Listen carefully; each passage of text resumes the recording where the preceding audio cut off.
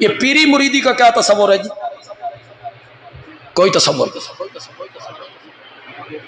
مرشد، اور مرشد ایک ہی ہے، وہ آمنہ کا لال ہے، بس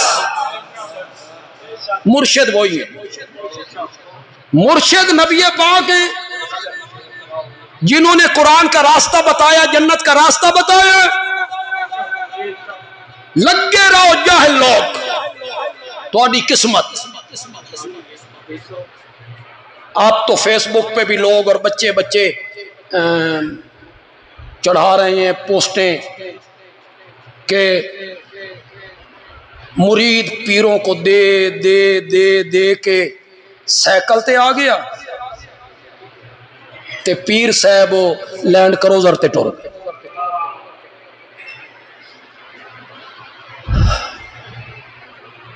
دے کون رہا ہے؟ تے مشکل کشا کون ہے؟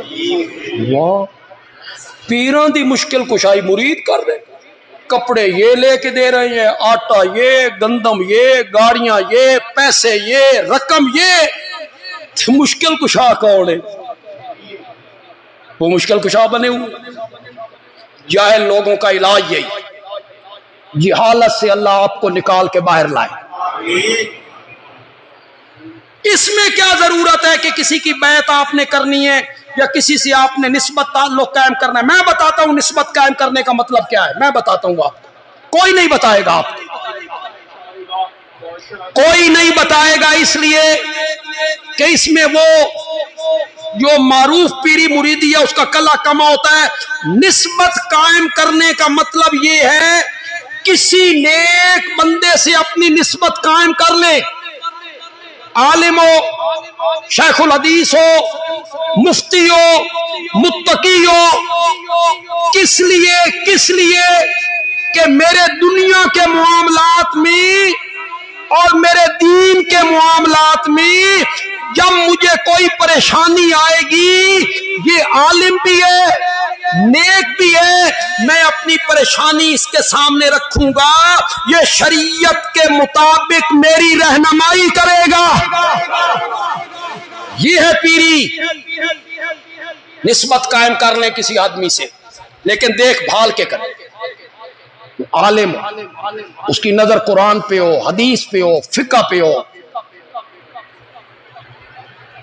آپ کی کوئی پریشانی ہو رشتوں کے معاملے میں، نکاح کے معاملے میں، طلاق کے معاملے میں، تجارت کے معاملے میں، قرض کے معاملے میں، کسی مقدمے کے معاملے میں، آپ اس کے سامنے رکھیں کہ حضرت میری یہ پریشانی ہے، کوئی طریقہ بتائیے، وہ آپ کو طریقہ بتائے تاکہ آپ اس پریشانی سے باہر نکالیں۔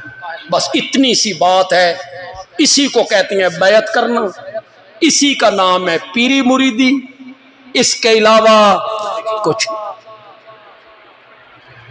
نکل آئیے۔